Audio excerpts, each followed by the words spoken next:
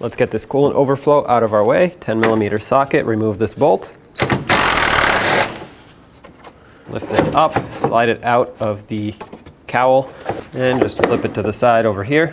Over here by the overflow, you can disconnect this hose, and then right here, there's a clamp. You'll have to disconnect this one as well. Lift up on the tab, pop it open. Remove this hose. Now you can tilt the overflow in a way in which it won't leak through either hose connections. Then move this out of your way. Next, unplug the mass airflow sensor connector. Right over there, you'll see a hose clamp. We'll have to remove that with either an 8mm or a flathead screwdriver. Loosen up this clamp. And at the front right here, you'll see two 10mm bolts that hold on this air intake. Remove both. Pull up on this and slide it out of the air intake over here. There we go, set this aside. Let's remove this harness for the mass airflow sensor off of the shroud. Set that aside. Pop this one off too. Follow it along to the driver's side. Remove it off of here as well. And thankfully there's a lot of slack in this harness. Looks like it has some extra wires here. But just push this to the side like this. I'm going to use a bungee cord to support it out of my way. Pull this hose out of the shroud. Let's remove the rest of this intake duct from over there on the throttle body. Use a flathead screwdriver and loosen up this clamp. Then we'll pull this right off. That'll just make some extra space here. That way we can pull the radiator fan shroud out of the way. Slide this off. Set that aside. Push this AC hose off of the shroud. Straight back like that. Let's unclip the radiator hose. Use a trim tool and pop it up. Push this out of the way. Now if you follow the filler tube and the dipstick tubes, there are a couple bolts here that we have to take out. The first one being this one right here for the oil dipstick tube, 10mm socket. Take that out. Now this can move around a little bit. Try not to bend it too much out of the way. The next one that we have to remove is that nut over there. So it holds the transmission dipstick tube in. Drop a 10mm socket on there and then try to break it free.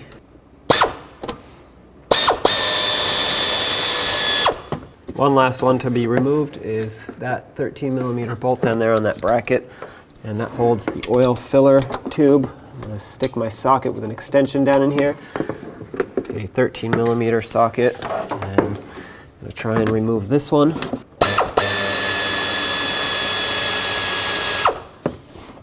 Get that bolt out. Now we can move all of these around as we need. Okay, I'm going to separate these two. That way they can move independently of each other. And now hopefully we can get the fan shroud out. The radiator fan shroud is held on by these two 10mm bolts here. And then there are some that go straight down, two on each side. I'll show you those in a second. For now, let's get these two off.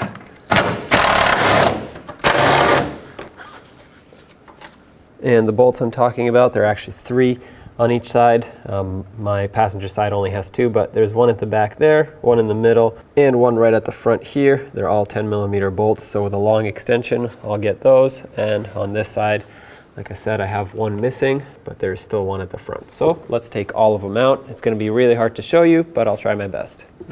Take out these three bolts on the driver's side.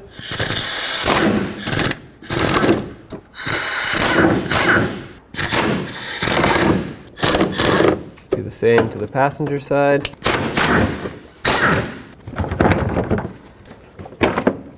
Now you can take this fan shroud, pop it back and off of the radiator.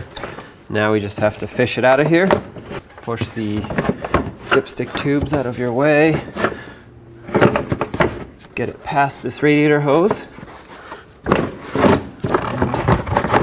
Slide it up and out. There we go. On the passenger side, that's where the lower radiator hose is connected onto the radiator. And I'm going to use my hose clamp pliers. You can use regular pliers to get in here. It's just going to be easier with hose clamp pliers. And I want to squeeze the clamp, take it off, and remove the radiator hose. Now there's going to be a lot of coolant coming out of here, so make sure you have a collection bucket underneath ready to catch all the fluid. With the clamp squeezed, I'm going to slowly pull the hose off of the radiator.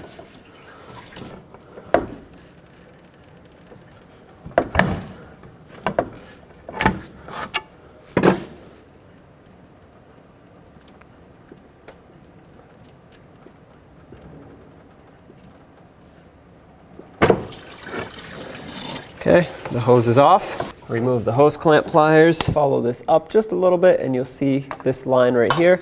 Pop off the cover. Then underneath you'll see a little C-clip that you can grab with a pick. Grab this with a pick and make sure it doesn't go flying, but pull it straight out. There we go. And now hopefully you're able to wiggle this line and remove it. Fluid will come out, keep that in mind. Okay, for me none came out, but you know, yours might. Now go up and let's do the same to this line over here. I already have the cover popped off, so let's grab a pick. Ooh, I got it. There we go. Remove this line as well. This one's a little bit more corroded, so I'm gonna go ahead and spray it down with some rust penetrant and try to wiggle it back and forth. Sometimes if you cause some vibrations with a rubber mallet, it can break the line free, so try that. Make sure you don't hammer too hard on it. You just want to vibrate it loose basically. Okay, there we go.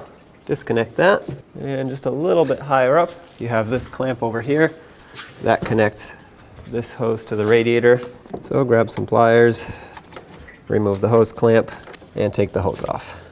So that's everything on this side. Let's move to the driver's side. On the driver's side, we have the upper radiator hose over here. Just like on the lower one, you can use regular pliers or hose clamp pliers if you have some. It just makes things a little bit easier. Take the hose off.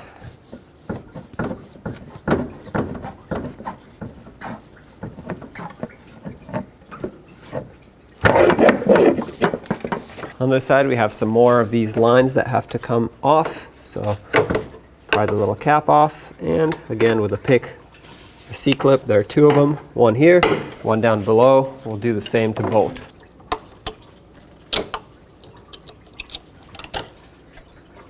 I'll get that later.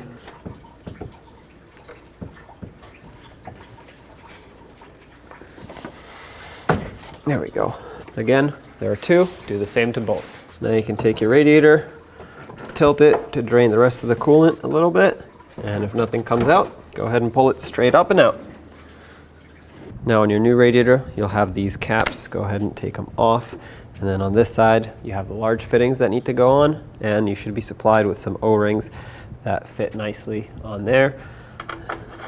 Thread it on, make sure it's bottomed out, and then snug it with a 26mm wrench or socket, whatever you have. Don't over tighten it. You just want to make it snug. Let the O-ring do the sealing, not the tightness. So that's tight. Let's do the same to this other one. Go ahead and put your O-ring onto your fitting, thread it in. Nice and snug.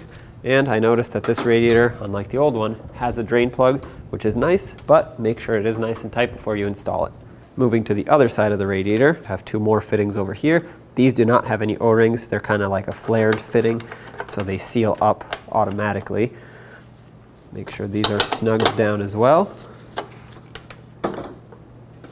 Do the same to both. Now take your new radiator, slide it down. Make sure you're not pinching any wires or any hoses, and drop it down in its mounting points at the bottom. This is getting stuck here. Okay, wiring's out of the way. All right, let's just reverse the process now. I'm gonna start by reconnecting this lower radiator hose first.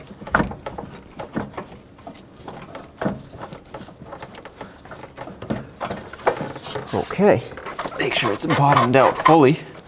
Very important, you don't want this popping off here. And now the clamp is locked in the open position.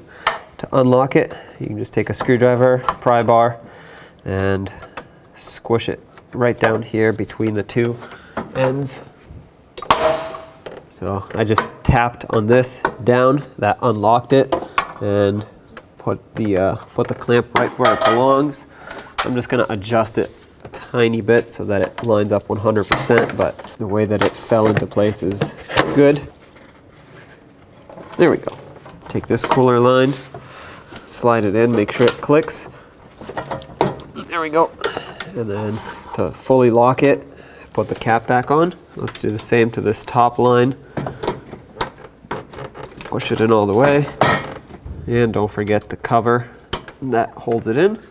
Now on the passenger side, I'm going to go ahead and connect this lower line. It's kind of hard to see because of the fan shroud, but slide that in until it clicks. That's perfect. And put on the locking cap. And up here, do the same to the upper line. Okay, that's locked in. Put the cap on.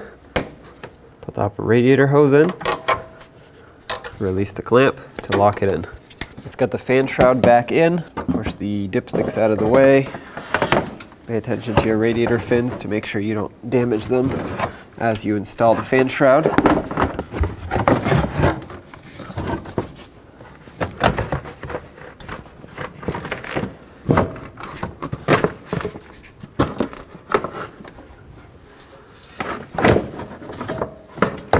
Get all the hoses and wires and cables and everything that's supposed to be out of the way.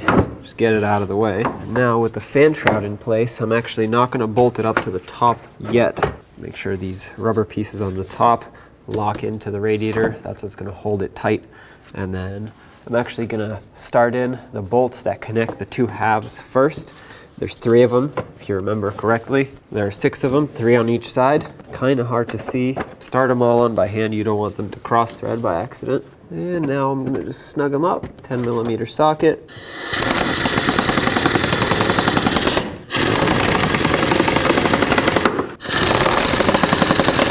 Okay, let's do the same to the other side.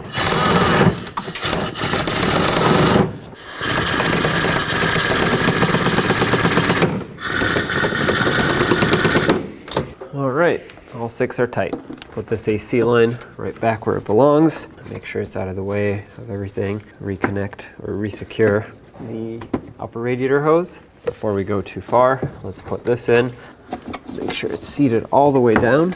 Let's snug up the hose clamp. I'm using an 8mm socket. You can use that or a flathead, whatever you prefer. Just make sure it's nice and snug, but don't over tighten it. Those usually strip out and you have to replace them if you over tighten them. Before we move any further, let's resecure the fan shroud and therefore also the radiator. These 2 10mm bolts, or one right here and one right here. Snug these up.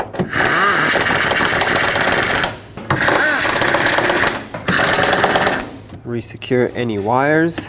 Now take your air intake and let's line it up.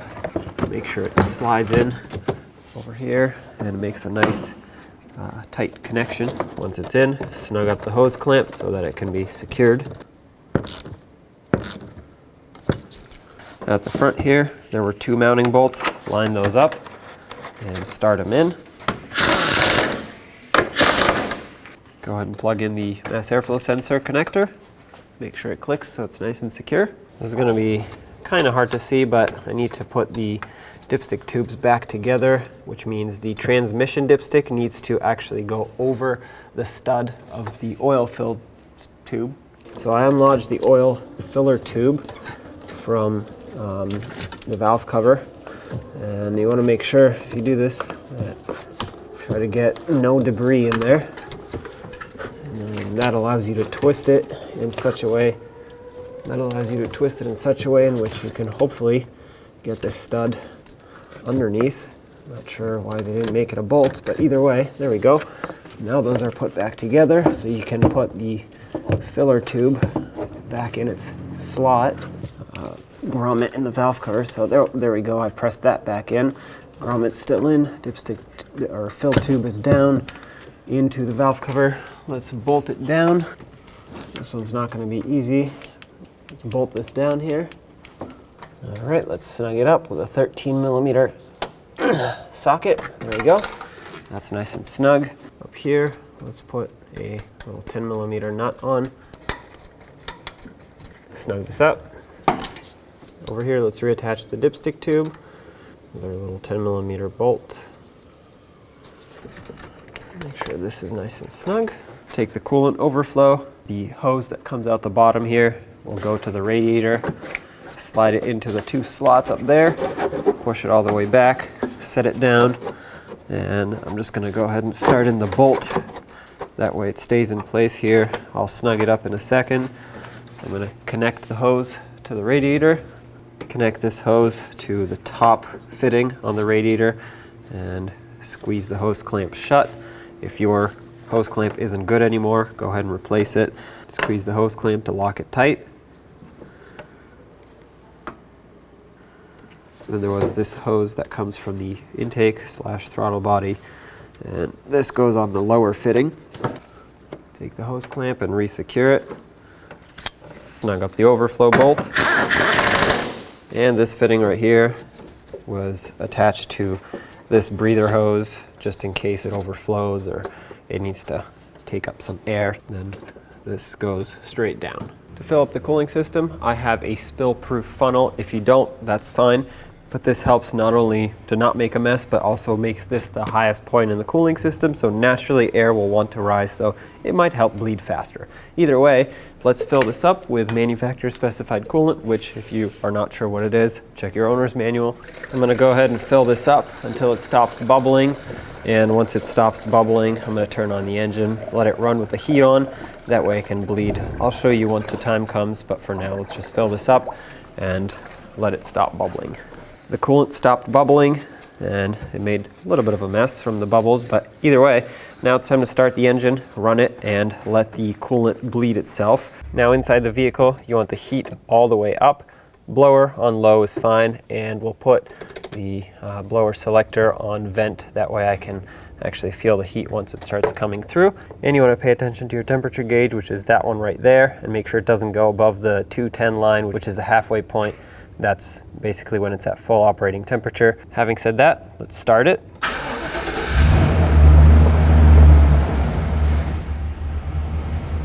Everything runs perfectly so far. We'll just let it run until it warms up, and then we'll check it. Okay, it has ran. Thermostat opened, cooling fans turned on, everything is fine. It sucked down some of the coolant, as you can see. I'm gonna let this cool down as it is right now. I'm not gonna take the funnel off, and then whatever's left in my funnel, I'm just gonna go ahead and put in my overflow and make sure that's topped off to the maximum level. And when I say maximum level, I mean up to this line right here where it actually says cold fill. Don't fill it all the way to the top. That's overfull. And then put the radiator cap back on, take it for a road test.